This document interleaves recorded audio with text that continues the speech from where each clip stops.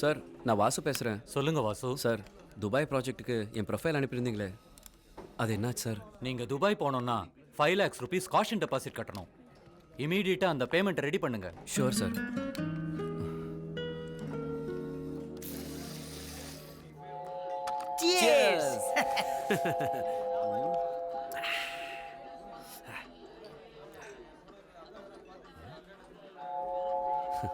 எங்கேயுமா இப்பெல்லாம் காலம் மாறிடுச்சு மச்சான்.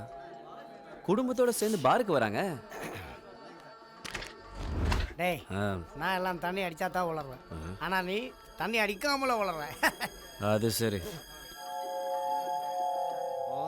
ஹோல்டர் ஹோல்டர் ஹோல்டர் ஏடா என்னாச்சு? ஃபிளாட்ஸ் வந்துருச்சுடா.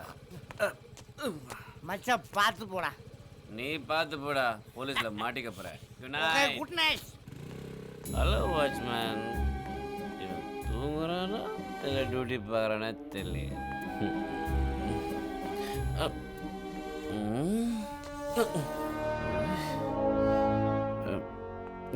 பிரம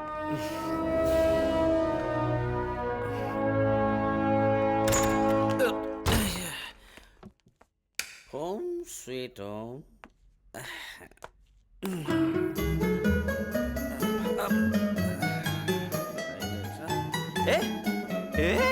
ஹலோ, யார் நீங்க? நேரா என் வீட்டுக்குள்ள வந்துட்டீங்க.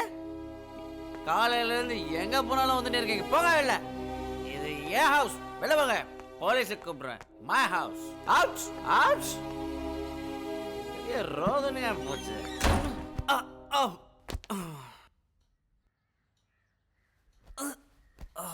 இதுக்கு தான் சரக்கு அடிக்க கூடாதுன்றது.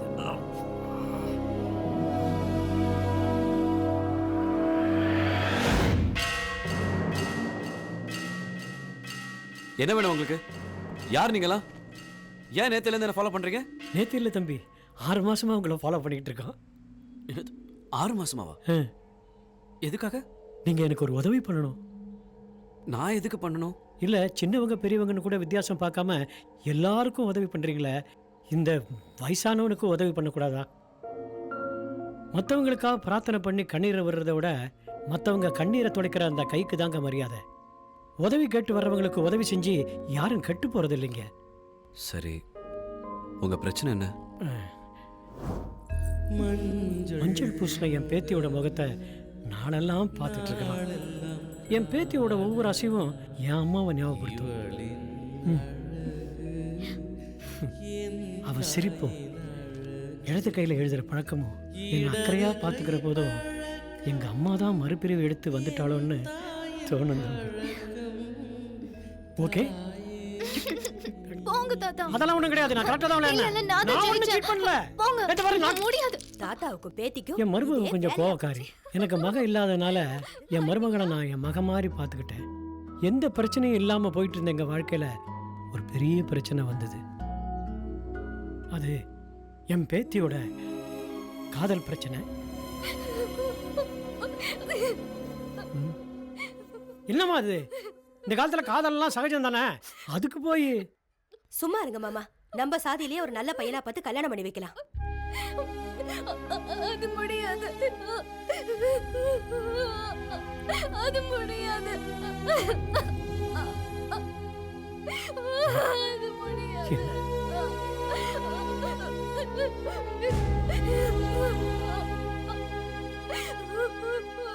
ஐயா, நடந்த தப்புல என் பையனுக்கும் பாதி பங்கு இருக்கு. சரி, 2 பேருக்கும் கல்யாணத்தை பண்ணிடலாம். ஆனா எங்க தகுதிக்கு கல்யாணம் பண்ணணும்னா ஒரு 10 லட்சம் ரூபாய் தேவைப்படும். சார், என் பேத்தியோட கல்யாணத்துக்காக 10 லட்சம் ரூபாய் சேர்த்து வச்சிருக்கேன் சார். அதை நாளைக்கே உங்கள்கிட்ட கொண்டாந்து கொடுத்துட்றேன். நீங்க எப்போ பணத்தை ரெடி பண்றீங்களோ அடுத்த நாளே கல்யாணத்தை வச்சுக்கலாம். வரேன் சார். நீ என்னை விட்டு எங்கேயும் போகல, எப்போ என் கூட தான் இருக்க. நீ என் கூட இருக்க தைரியத்துல தான் ஒவ்வொரு ஸ்டெப்பா எடுத்து வைக்கிற. என்ன ஆசீர்வாதம் பண்ணுங்க டாடி. வரேன் டாடி. மை காட், என்னடா மாதிரி சௌக்கியமா? உங்க புண்ணியத்துல சௌக்கியமா இருக்குண்ணே. என் பையனுக்கு ஒரு பேர் வைங்கண்ணே. பாருடா, இவனுக்கே என் டாடி தான் பேர் வச்சாரு. இவன் பிள்ளைக்கு நான் பேர் வைக்கணுமாண்டா. குடி குடி குடி. ஐயா அப்படியே டாடி ஜாட மாதிரி சொல்லுங்க. ஐயா உன்னை அப்படியே உரிச்சு வச்சிருக்காண்டா. பெத்த அப்பனை உரிச்சு வைக்காம மத்த அப்பனையா உரிச்சு வைப்பான். ஏய் கண்ணு, நான் உனக்கு பேர் வைக்க போறேன். சாத்தப்பன் சாத்தப்பன் சாத்தப்பன். பேர் வேணா கோர்ட்ல கூப்பிடுற மாதிரி கூப்பிடுறான். என்னடா சொல்றீங்க? பேர் ரொம்ப பழசா இருக்குண்ணே. போடா, அது என் டாடியோட பேர்ரா. அண்ணே பையன் ஓடி விட்டானே. புரியுதுடா? என்னைக்குமே பையன் தான் அப்பா மேல ஒண்ணுக்கு போவான். ஆனா உலகத்துல முதல் தடவையா அப்பா பையன் மேல ஒண்ணுக்கு போறான்டா. மாடி வச்சுக்கோ, வட்டி பண்ற சேர்த்து கொடுத்துரு. அதான பார்த்து போலாம் மாமா. சூப்பர். நல்ல புள்ளப்பா. மெதுவா.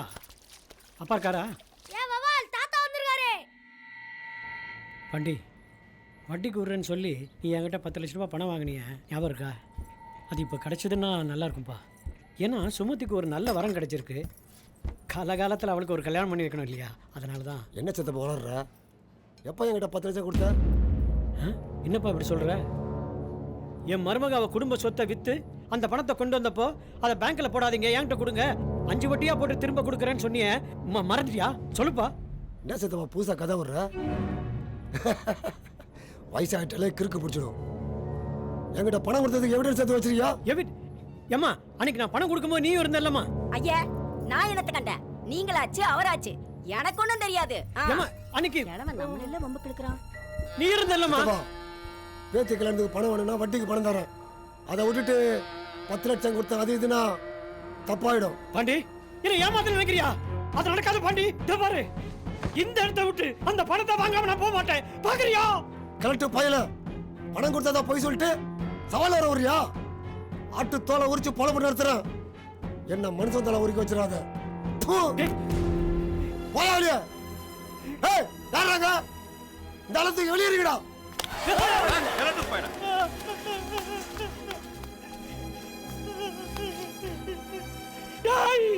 பாண்டி, கொடுத்த பணத்தை கேட்டா அடிச்சு அவமானப்படுத்துறானே. உங்ககிட்ட இருந்த பணத்தை வாங்கி என் பேத்தி கல்யாணத்தை நடத்தாம விட மாட்டேன்டா பாண்டி. என் 70 வயசு அனுபவத்துல இப்படி ஒரு அவமானத்தை நான் சந்திச்சதே இல்லை. பணம் இல்லாம வீட்டுக்கு போக முடியாத. அதனால என்ன பண்றதுன்னு தெரியல, எங்க போறதுன்னு தெரியல. அப்பதான் எனக்கு தெரிஞ்ச ஒரு எஸ்பியோட ஞாபகம் எனக்கு வந்தது. அவரை பார்த்தா நியாயம் கிடைக்குமேன்னு நான் கிளம்பி போனேன். அவரை என்னால் பார்க்க முடியல, என்னையும் அவரால் பார்க்க முடியல. இந்த உலகத்தில் அப்பா அம்மா நண்பர்கள் இல்லாதவங்க எத்தனையோ பேர் இருக்கலாம் தம்பி. ஆனால் உதவி செஞ்சவன், உதவியை கேட்டு வாங்கினவன் அப்படின்னு ஒவ்வொரு மனுஷனுக்குள்ளேயும் இந்த 2 மனுஷங்களும் இருப்பாங்க. என் பேத்தியோட கல்யாணம் நல்லபடியாக நடக்கணும் தம்பி. அவள் குழந்தைய என் கண்ணால் பார்க்கணும். இதுதான் தம்பி என்னோட ஆசை. என் ஆசையை நீ நிறைவேற்றுவியா ப்ளீஸ்? உங்க பேத்தி இப்ப எங்க இருக்காங்க?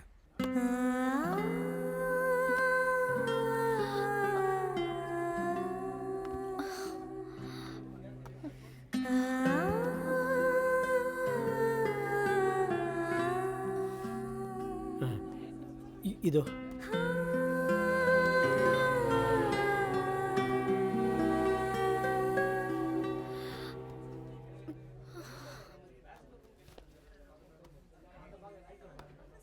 வவ்வால் பாண்டி எங்க?